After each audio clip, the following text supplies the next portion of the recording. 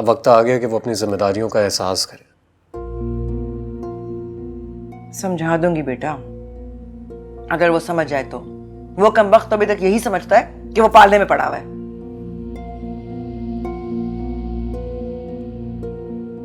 जरा तुम भी तो खाओ ना। जी। आप किस किस्म की जिंदगी गुजारी हैं अपिया? ये लोग आपको प्यार मोहब्बत से ब्याह कर लाए थे या कौड़ियों के मोल खरीद कर? आपकी सास जैसी औरतों को चाहिए कि वो कभी अपने बेटों की शादी ना करें, और अगर करें भी तो उनकी जिंदगी में जहर घोलने का गुनाह ना मोल लें। 5% भी ज़रबाब भाई आपके मियाँ नहीं लगते, लेकिन 100% वो अपनी माँ के बेटे जरूर लगते हैं। ठीक है, माँ की अपनी एक हैसियत होती है, उसका मुकाम होता है, रुतबा होता है, लेकिन बीवी के भी तो अपने हुकूक होते हैं ना। ज़रबाब भाई जैसे ताबेदार बेटे ये क्यों भूल जाते हैं कि आखिरत में उनको अपनी बीवी के हुकूक के लिए भी जवाबदेह होना पड़ेगा। देखो ना यार, सारी बातें किताबों में अच्छी लगती हैं, असल जिंदगी में मर्द के जहन में एक बीवी का क्या तस्वुर है, ये औरत को बीवी बनकर ही पता चलता है। अल्लाह पाक ने अगर अपने बंदों को हुकूक अता किए हैं तो उन हुकूक का हिसाब भी लेंगे, और आपकी सास के साथ बहुत बुरा होगा। नेहा, ऐसा नहीं कहते, गलत बात है। मैं चुप हो जाती हूँ क्योंकि फिलहाल वक्त भी चुप है, लेकिन वक्त की खामोशी में बहुत बड़ी ताकत होती है।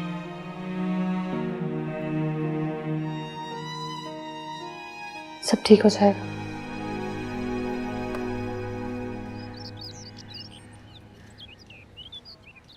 अस्सलाम वालेकुम रामेश भाई, कैसे हैं आप? वालेकुम अस्सलाम, मैं ठीक हूँ, तुम कैसी हो नेहा? मैं भी ठीक हूँ। और इल्मा कैसी है? रामेश भाई अच्छा हुआ आपने मुझे फ़ोन कर लिया, मेरा दिल बहुत उदास हो रहा था। क्या हो गया नेहा, उदासी किस बात की है? अपने हरे भरे पेड़ से एक शाख की तरह जुदा हो गई हूँ रामेश भाई।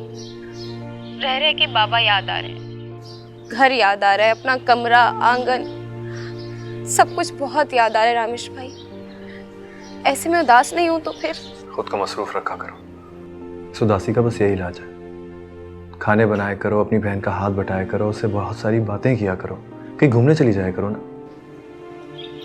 परदेश का अपना ही कानून होता है रामेश भाई, और इस घर के कानून को समझने में मुझे बहुत वक्त लगेगा, वरना आपके मशवरे मेरे सर आंखों पर।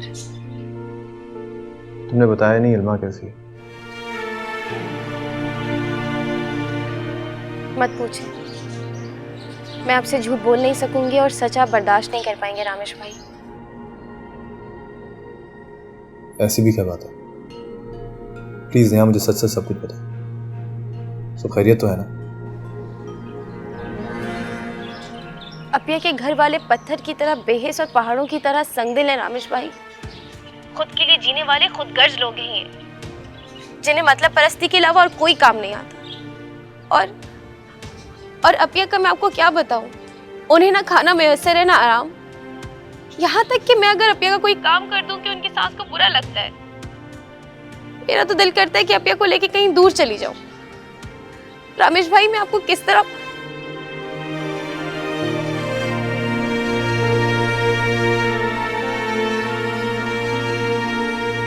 नेहा, ये बहुत गलत बात है, बहुत गलत। अपना पर्दा उठाने से खुद का वजूद ही बेलिबास हो जाता है। लेकिन अपिया रामेश भाई से कैसा पर्दा, वो बहुत अच्छे हैं।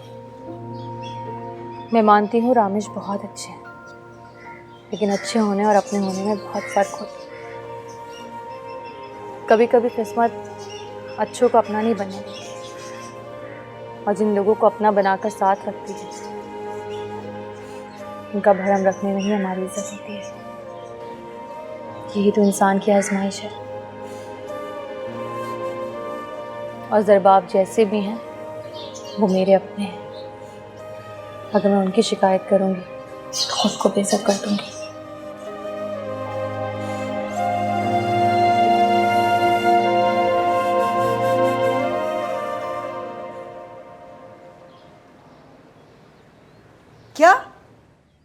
क्या कह रहे हो तुम? ये दिमाग ठीक है तुम्हारा? क्यों? कौन सी मैंने अनहोनी बात कर दी है? एक लड़की पसंद आ गई, उसे प्रपोज करना चाहता हूँ। आप चाहती क्या है? मतलब क्या है आपका? इरादा क्या है? क्या मैं कंवारा ही मर जाऊं? पागल हो गए हो क्या? अरे 2 को मैंने ब्याह दिया है तो तुमसे कोई दुश्मनी है जो कंवारा रखूंगी? मैं बस इतना कह रही हूँ कि तुम्हें आखिर जल्दी किस बात की है? अभी तुम्हारी नौकरी लगी कुछ दिन हुए और तुम्हें सेनाबंदी के ख्वाब आने लग गए। जल्दी कैसी? नौकरी पे तो लग गया हूं मैं और घर चलाने के काबिल भी हो गया हूं मैं। लड़की पसंद आ गई है, प्रपोज करना चाहता हूं। अगर देर करूंगा तो अच्छी लड़की वो हाथ से गवा बैठूंगा मैं। अरे लड़की है वो, बाकी दुनिया की लड़कियां मर खप नहीं गई हैं। वो नहीं मिलेगी तो कोई दूसरी मिल जाएगी। मतलब क्या है? कहना क्या चाह रही है? साफ साफ कहे, मुझे कुछ समझ नहीं आ रहा। तो फिर सुन लो साफ बात, मैं चाहती हूँ कि तुम ज़रबाब का हाथ बटाओ उसका कर्जा उतारने में। अरे जब से तुम्हारी नौकरी लगी एक धेला नहीं रखा तूने मेरे हाथ पर। क्यों रखूं मैं अपनी मेहनत की कमाई इतनी आसानी से उड़ाना नहीं चाहता। जिससे कर्जा उठाए वही उतारेगा, मेरा कोई लेना देना नहीं है इस कर्जे से। शाबाश आरिफ शाबाश, आफरीन है तुम पर बेटा। तुम्हारा तो कोई लेना देना है ही नहीं, ना कर्जे से, ना भाई से, ना बहन से, ना माँ से। अरे पाल पोस कर पढ़ा लिखा कर तुम्हें इस काबिल इसलिए नहीं किया था कि तुम आंखें निकाल कर हमसे ऐसी बातें करो। पढ़ा लिखा के आप लोगों ने मुझ पे कोई एहसान नहीं किया है जो जिंदगी भर दूसरों का कर्ज उतारता रहूं। गधा बनाने के लिए भाई काफी है, उन्हीं पर सैर करें बस। मैं कोलू का बैल नहीं हूं जो आंखों पे पट्टी बांधकर गोल गोल घूमता रहूं। मुझे अपना फ्यूचर अजीज है और मैं शादी का डिसीजन ले चुका हूं। आपको इसलिए बता रहा हूं कि कल कला को मुझसे कोई गिला ना करें आप। तुमसे कैसा गिला, कैसा शिकवा? अरे तुम तो कमाओ पूत हो गए हो, खुद मुख्तार हो गए हो, अपने फैसले खुद कर सकते हो। जो जी में चाहे वो फैसला करना।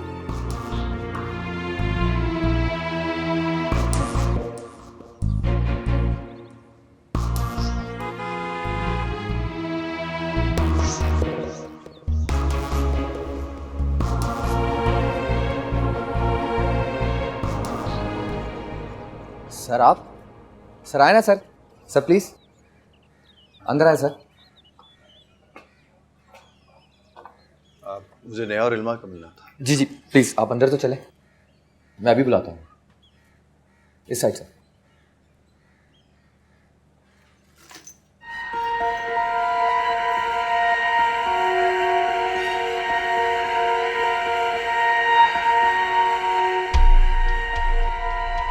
आने का मकसद क्या है?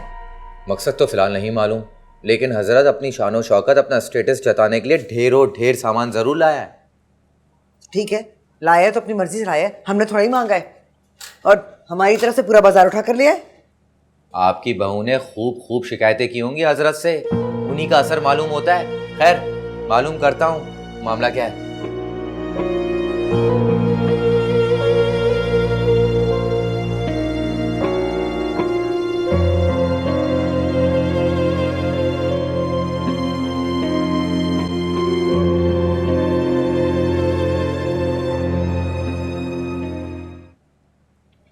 पता है आपको देख के मुझे कैसा लगा?